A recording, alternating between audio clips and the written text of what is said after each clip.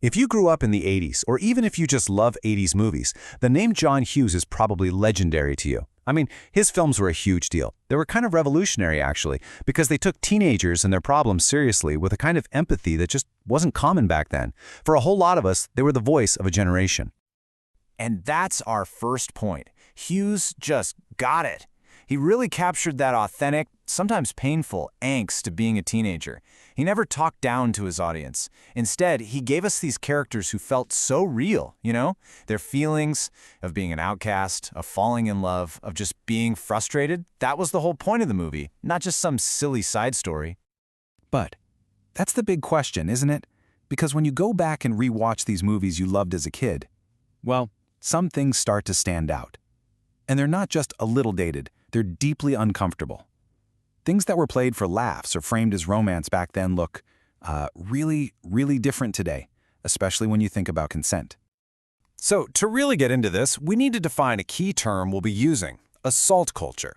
Now, this isn't just about physical violence. It's about a whole atmosphere where things like harassment, violating consent, and treating people like objects become normalized. It's when that kind of behavior is brushed off as a joke, or worse, presented as a totally normal way to flirt. This is the lens we're going to be using to re-examine these films. Okay, so here's our roadmap for today's explainer. We've touched on why Hughes was considered the voice of a generation and defined assault culture. Now we're going to dive into two huge case studies, 16 Candles and The Breakfast Club. After that, we'll look at the whole theme of objectification and the makeover, and then wrap it all up by talking about the complicated thing we're calling the nostalgia trap. All right, first up, 16 Candles. Honestly, this one might be the most jarring film to rewatch. It has some of the most blatant examples of what we now would call rape culture, but it's all packaged as this quirky, sweet romantic comedy. Let's just focus on one character, Caroline Mulford.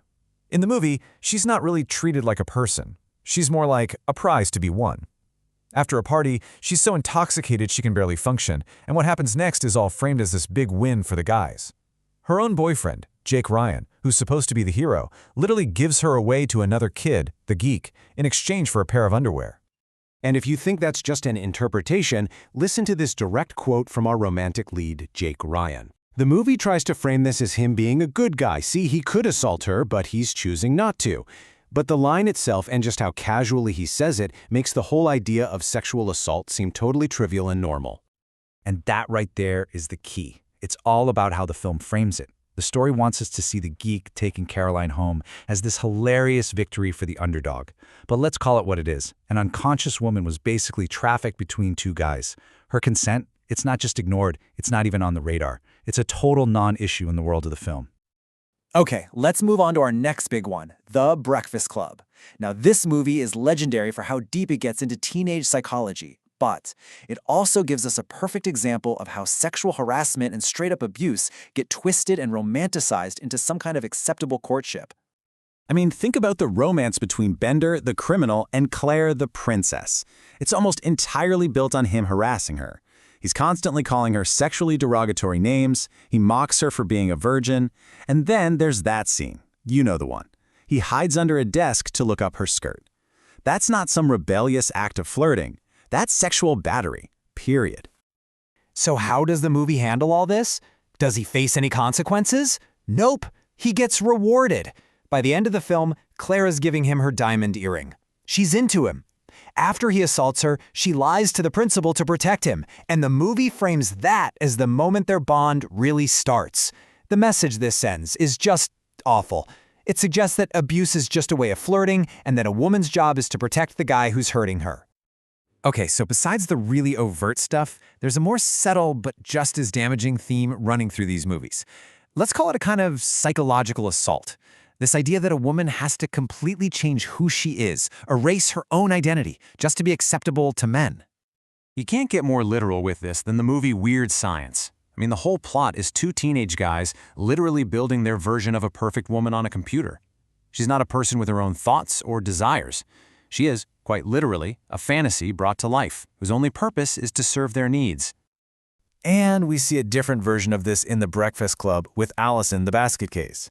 For most of the movie, she's this really interesting, quirky, artistic character with her own unique style. But what happens at the end? She gets a makeover. All the dark, weird, interesting things about her just scrubbed away. She's put in pastel colors and made to look like a conventional princess. So what's the movie telling us here? Well, it's only after Allison's unique personality is basically erased that Andrew, the athlete, suddenly takes a romantic interest in her. The message couldn't be clearer. A woman's worth, her desirability, depends entirely on how well she fits into a narrow box of beauty standards, standards that are set by and for men. So, with all that said, how do we make sense of these movies? To wrap this all up, we have to kind of zoom out and look at the cultural context these films were born into and the really complicated legacy they've left behind. It's something we can call the nostalgia trap. And this is super important. These films didn't just invent these gross attitudes out of nowhere. They were reflecting the culture around them. The 1980s was an era where boys will be boys was a common and accepted excuse for all kinds of terrible behavior. It was a time when a woman being intoxicated was often seen as an opportunity for men, not as a sign of her vulnerability. And you don't just have to take my word for it. The biggest star of these films, Molly Ringwald herself, wrote this incredibly powerful essay a few years ago. She talked about watching these movies again as a mother of a teenage daughter and seeing them in a totally new light.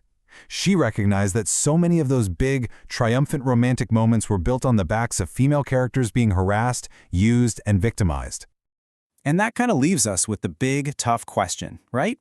And it's not just about John Hughes movies. It's about any piece of art that we love from the past. How do we reconcile our nostalgia, our genuine affection for something that was important to us, with the reality that it contains some truly harmful ideas? What do we do with that?